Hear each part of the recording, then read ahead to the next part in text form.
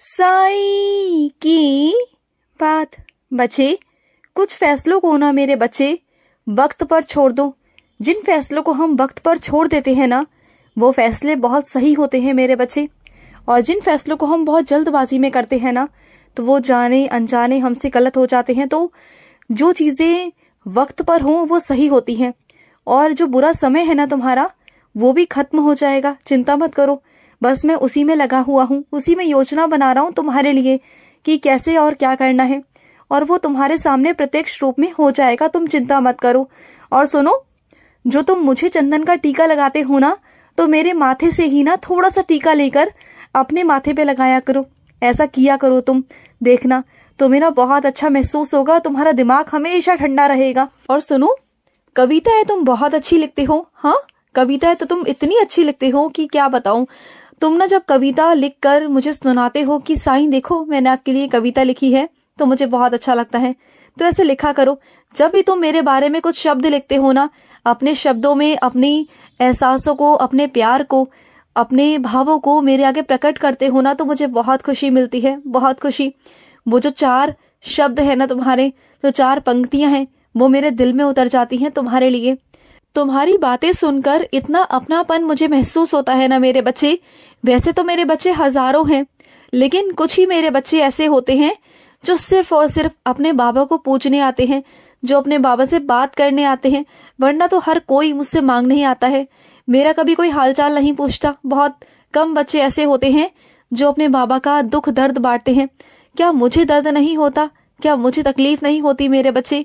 क्या मुझे दुख नहीं होता? मुझे सब कुछ होता है मेरे बच्चे। बस कोई कोई है जो मेरे बारे में जानने की कोशिश करता है कि बाबा कैसे हैं, कि बाबा के पाँव में दर्द है या नहीं है, बाबा ठीक तो हैं।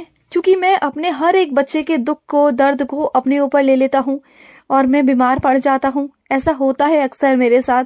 तुमने कभी ध्यान नहीं दिया होगा कि मेरा शरीर कभी कभी ना बहुत गर्म होता है। कभी मेरे स्वरूप को हाथ लगाकर देखना, क्योंकि मैं अपने बच्चों के तकलीफों को, उनकी बीमारियों को अपने ऊपर ले लेता हूँ। अभी हाल ही में मैंने अपने किसी बच्चे के बुखार को अपने ऊपर लिया, जो बहुत तकलीफ में था, बहुत परेशान था।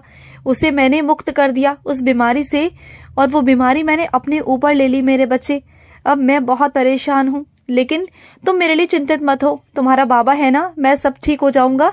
जैसे तुम मेरी उदी लेते हो ना, इसी तरीके से मेरी उदी तुम मुझे चाय में डालकर पिला देना, तुम्हारा बाबा ठीक हो जाएगा।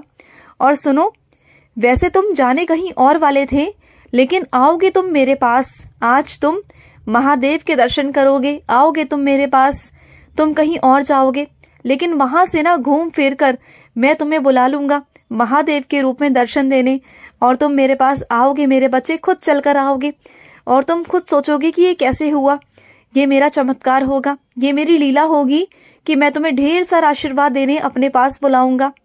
और सुनो, तुमने खाना पीना छोड़ दिया ये सोचकर कि तुम्हारा जो मोटापा है वो कम हो जाएगा, तो ऐसा नहीं होता मेरे बच्चे, बल्कि तुम्हें और कमजोरी आएगी। तो ऐसा मत करो, बिल्कुल भी मत करो। अगर तुम्हें अपना मोटापा कम करना है ना, तो व्यायाम करो, सुबह उठकर सैर करने जाओ। हाँ, मानता हूँ कि सुबह ठंड होती है, सुबह अंधेरा होता है, तो ये चीज देखो, जब थोड़ा बहुत दिन निकल आए और रास्ते में चहल पहल हो जाए, कुछ लोग रास्ते में आने शुरू हो जाए, सुनसान ना होना, तो उस वक्त सैर करने निकल जाया करो। और अगर हो सके तो व्यायाम करना बहुत अच्छा होता है मेरे बच्चे, तो व्यायाम करो। और खाने पर ना रोक टोक मत लगाओ। देखो, जैसे तली भुनी चीजें होती है ना, वो नहीं खानी, लेकिन जो खाना होता है ना, दाल रोटी हरी सब्जी, ये तुम खा सकते हो। इन सब में रोक टोक मत लगाओ। तुम पूरा दिन कुछ नहीं खाते हो, सिर्फ एक रोटी पर तुम जिंदा हो। ये कितनी गलत बात है तुम्हारी। ऐसा नहीं करना है तुम्हें। तुम अपने आप को सजा नहीं दे सकते हो, और इसी कारण तुम्हारा ना मुझ में अब मन नहीं लगता, तुम्हारा ध्यान नहीं जाता, क्योंकि तुम ना अपने खाने पीने पर ध्यान नहीं देते हो और फिर तुम्हें कमजोरी लगती है। तो ये सब मत करो, बिल्कुल भी मत करो। हो जाओगे पतले तुम, चिंता मत करो। और सुनो, इम्तिहान तुम्हारा बाबा उसी बच्चे का लेता है जो इम्तिहान देने योग्य होता है मेरे बच्चे। मैं हर किसी का इम्तिहान नहीं लेता मैं जिसे मैं कुछ देना चाहता हूँ ना, मैं उसी की परीक्षा लेता हूँ।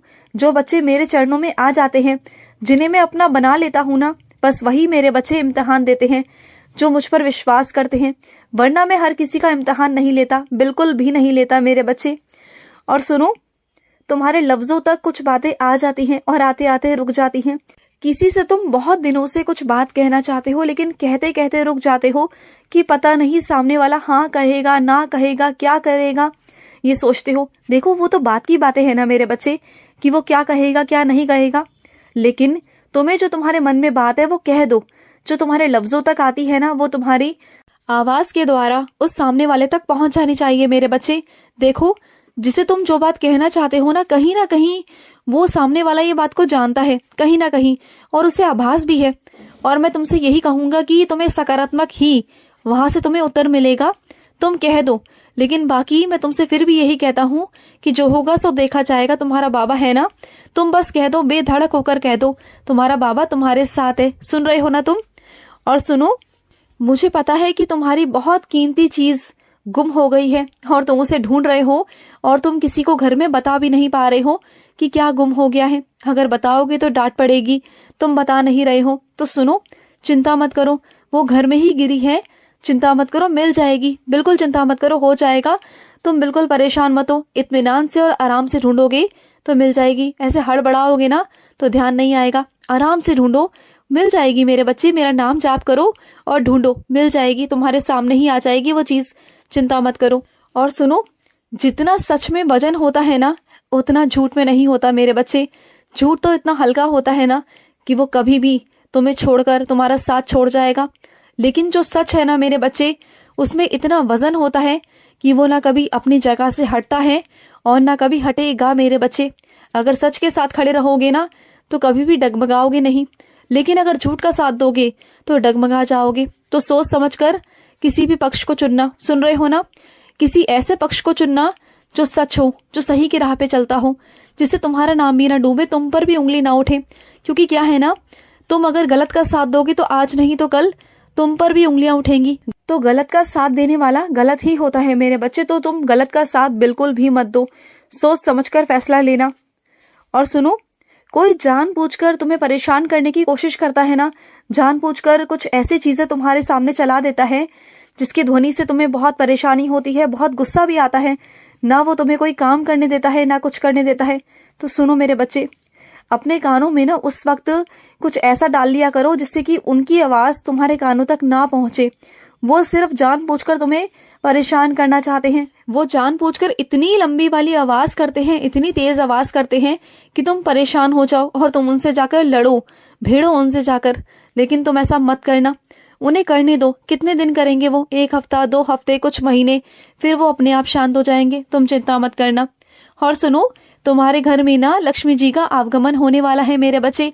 एक छोटी सी कन्या के रूप में तुम्हारे घर में लक्ष्मी जी का आगमन होगा, और देखना खुशियां बहुत आएंगी तुम्हारे घर में, बहुत खुशियां आएंगी लक्ष्मी जी के आने के बाद।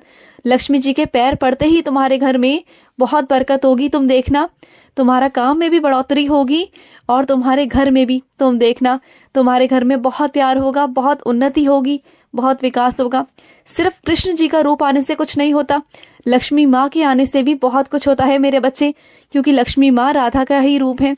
राधा रानी पधार गई है तुम्हारे घर में, और वैसे भी जहाँ राधा रानी है वहां तो कृष्ण अपने आप आते हैं ना मेरे बच्चे। तुम बिल्कुल चिंता मत करो। और तुम चाहते हो ना कि तुम्हारे लिए तालियां बजे, तुम्हारे लिए चारों तरफ भीड़ तुम्हारा नाम पुकारे, तुम्हें शाबाशियां मिले, तुम्हारे चेहरे पर मुस्कान आए, तुम्हारा नाम चारों तरफ गूंजे, तुम्हारा नाम हो, तुम गर्व महसूस करो, तुम्हारे परिवार वाले गर्व महसूस करें, तो ऐसा होगा, जरूर होगा। चारों तरफ तुम्हारे नाम का शोर होगा। तुम देखना। खुश रहो। आज का रात्रि साई संदेश समाप्त हुआ।